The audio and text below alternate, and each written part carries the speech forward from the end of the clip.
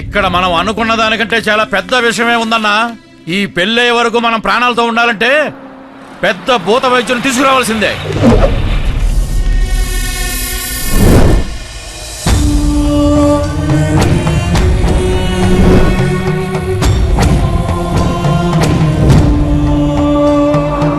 నాలుగు దశాబ్దాల క్రితం ఇక్కడ 3 అకాల మరణాలు సంభవించాయి.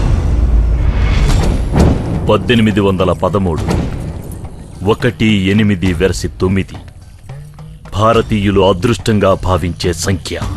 శుభం 13 విశృంఖల నాగరికతతో విర్రవీగే పాశ్చాత్యులను సైతం గడగడలాడించిన సంఖ్య. అశుభం.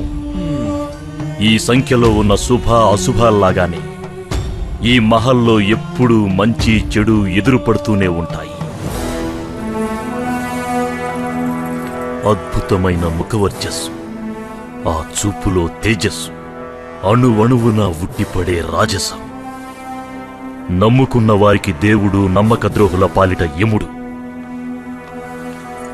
అకాల మరణమైన అచంచలంగా ఉన్న ఆత్మ ఈయనది.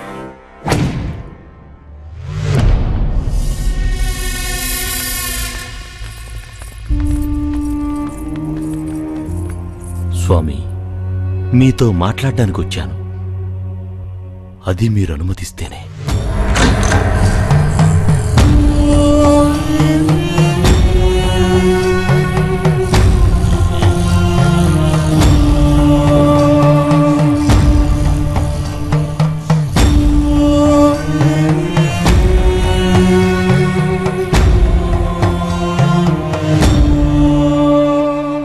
స్వామి, అందరూ భయపడుతున్నారు. మీ మనవరాలు పెళ్లి, మీరున్నారన్న ధైర్యం మీ అబ్బాయికి కావాలి.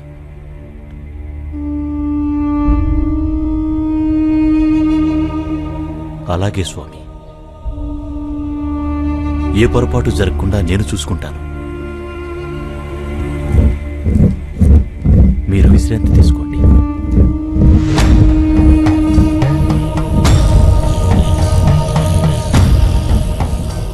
స్వామి, ఇక ఈ పెళ్లికి ఏ అడ్డంకి లేనట్టేనా? పెళ్ళెప్పుడు? రేపు రాత్రికే స్వామి. మళ్ళీ చెప్పు. అవును స్వామి, రేపే.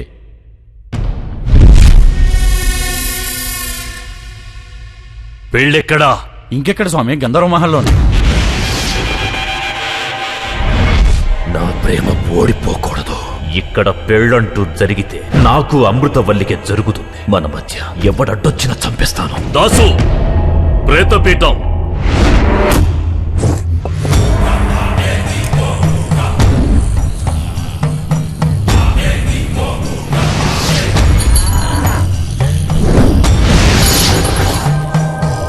వరుడి పేరు రిషికుమార్ స్వామి. వధువు పేరు విశాలాక్షి స్వామి.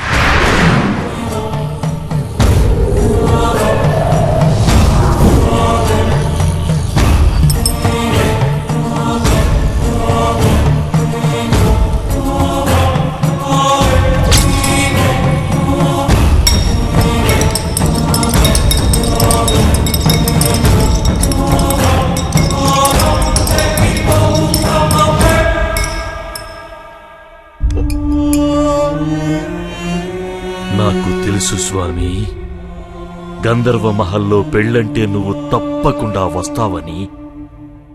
వీడెవడో తెలుసా? ఫణీంద్ర భూపతి. వీడు బతికుండగానే రాక్షసుడు. 40 ఏళ్లుగా ఈ ఇంట్లో పెళ్ళంటూ జరిగితే తనదే జరగాలని ప్రేతాత్మగా ఉన్నాడు. దీన్ని ఈ అమావాస్యకి శ్మశానంలో పూడ్చిపెట్టాలి.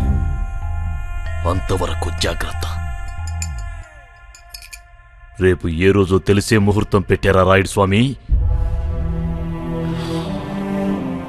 తెలుసు స్వామి, మా నాన్నగారు మరణించిన రోజు. మరి తెలుసు కూడా ఎందుకు పెట్టారు? అది పెట్టించింది బుజ్జిగారేనండి. అంటే బుజ్జిగారే ఆ ముహూర్తం పెట్టించారండి. బుజ్జిగారు, బుజ్జిగారు, మర్చిపో, ఆశ వదులుకో. నీ చేతులతో కుదిర్చావు. కళ్యాణం అయ్యేంత వరకు కాని పనులు మానుకో. కాటికి వెళ్ళవలసి వస్తుంది. ఇన్ని దెబ్బలు తిన్నాక కూడా మాకు బుద్ధి రాదంటాడే. మాట్లాడండి బుజ్జిగారు, మాట్లాడండి. నువ్వు కూడా మనుషులతో పశువులతో ఆడుకున్నట్టు ఆత్మలతో ఆడుకోకు. ఆయుష్కే ప్రమాదం.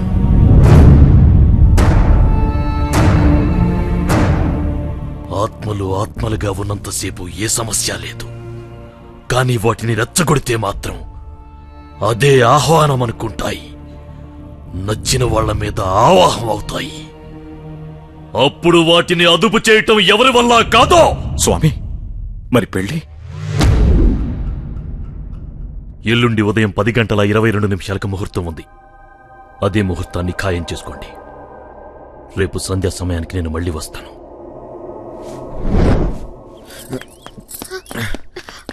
ఏంటి, ఏమైంది? నీతో ఒక విషయం చెప్పాలి. నాకు ఏదో భయంగా ఉంది. ఆ భూత వైద్యుడు నన్నే టార్గెట్ చేసి మాట్లాడాడు. నీ టెన్షన్ నాకు అర్థమైందిరా. ఇంతకు ముందు మహల్ మీద ఆశపడినందుకు నిన్ను కొట్టారు. ఇప్పుడు నన్ను ప్రేమిస్తున్నందుకు చంపేస్తారేమోననేగా నీ భయం? బా, అది కాదు. నీ భయం పోవాలంటే నా దగ్గర ఒక మందు ఉంది. జగదా,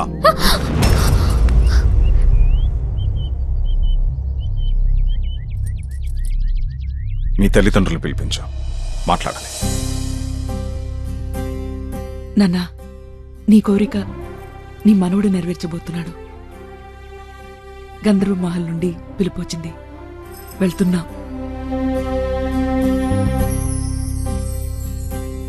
చిన్న వయసు, తెలియక వీడేదైనా తప్పు చేసి ఉంటే శేషయ్య మనవడిగా వీడిని క్షమించండి. మా శేషయ్య గారి కుటుంబం మళ్లీ నాళ్ల తర్వాత ఇక్కడికి రావడం నాకు చాలా సంతోషంగా ఉంది. ఆడపిల్లను కాకపోయి ఉంటే నేను మా నాన్నగారిలా ఇక్కడే ఉండి మీ వంశానికి సేవ చేసుకునేదాన్ని. ఆ అవకాశం నాకు లేకపోయినా నా కొడుక్కి దక్కింది. ఎలాగైనా మీ ఆస్తి మీకు అందజేయాలనేదే ఆయన చివరి కోరిక. అందుకోసమే వీడిక్కడికొచ్చాడు. చూడు సుగుణ, మీకు ఆస్తి పంచివ్వడం కూడా మా నాన్నగారి చివరి కోరిక. అయినా మిమ్మల్ని ఇక్కడికి పిలిపించింది ఈ లావాదేవీలు చూడ్డానికి కాదు, వీళ్ళిద్దరి పెళ్లి విషయం మాట్లాడడానికి. ఏంట్రా ఇది? మాట్లాడవేరా? ఏం మాట్లాడను? పెద్దానికి ఈ గంధర్వమహల్ అంటే ఎంత ప్రాణమో వీళ్ళకి తెలుసు కదా. అది పిల్లలు కట్నంగా ఇవ్వకుండా వాళ్ళ ఆస్తి వాళ్ళు తిరిగి తీసుకుంటే వీళ్ళిద్దరికీ కష్టం లేకుండా హ్యాపీగా పెళ్లి చేయొచ్చాను ఒక ఆలోచన కూడా ఉండదు. తిను చదువుకుందనే మాటే తప్ప తాత సొమ్ము మొత్తం అక్కకిచ్చేస్తుందంట. మొత్తం ఇచ్చేసి నువ్వు ఎవరినో పెళ్లి చేసుకుని వెళ్ళిపోతావు. ఆ తర్వాత వీళ్ళిద్దరి పరిస్థితి ఏంటో ఆలోచించావా? అందుకే బంధుతుంతైనా మీ ఆస్తి మీకు చెందాలని జగతిని ప్రేమించే ధైర్యం చేశా. క్షమించు. చూసావమ్మా, ఇంతకన్నా మంచల్లోని నేనెక్కడ తేగలను? అది కాదు. కాదనకమ్మా, మీకంటే కావలసిన వాళ్ళు నాకు మాత్రం ఎవరున్నారు చెప్పు. మీ ఇష్టం.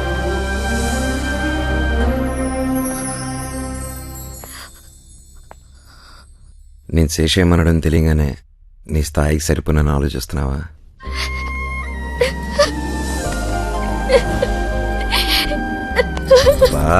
ఇప్పుడు ఏమైందని బాధపడుతున్నావు? బాధ కాదు, భయం. నేనుండగా భయం ఏంటి? భయం నా గురించి కాదు, నీ గురించి. నా గురించి భయం ఏంటి? నువ్వు మాకు మంచి చేయడానికి వచ్చిన విషయం మనుషులవైన మాకు తెలియకపోవచ్చు, కానీ ఆత్మగా ఉన్న మా తాతగారికి తెలుసు కదా. అయినా నిన్ను కొట్టారంటే నువ్వంటే ఆయనకి ఇష్టం లేదు. ఇప్పుడు మన పెళ్ళంటే ఆయన నిన్ను బ్రతకనెవరు. నువ్వు అవేం ఆలోచించుకో, పెళ్ళయ్యాక అన్నీ అవే సర్దుకుంటాయి. వద్దు, మన పెళ్లి జరగకపోయినా పర్వాలేదు, నువ్వు ప్రాణాలతో ఉండడమే నాకు కావాలి. అయితే ఇప్పుడేంటి? పెద్ద వచ్చి పెళ్లి చేసుకోమని చెప్తే కానీ చేసుకోవా? నీ లైఫ్ ని రిస్క్ లో పెట్టి ఈ పెళ్లి నాకొద్దు. అయితే ఆయన ఒప్పుకుంటే చేసుకుంటావా? నాకు 2 నిమిషాలు టైం. ఆయన ఒప్పించి తీసుకొస్తా.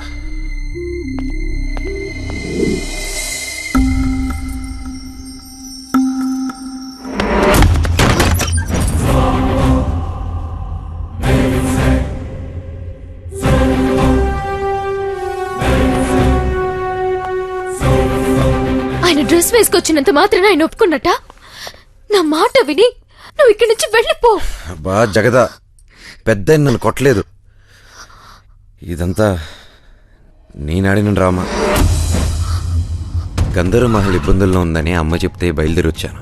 మిమ్మల్ని ఇబ్బంది పెట్టే వాళ్ళకి ప్రాణభయం పెట్టి కంట్రోల్లోకి తెచ్చుకున్నాను.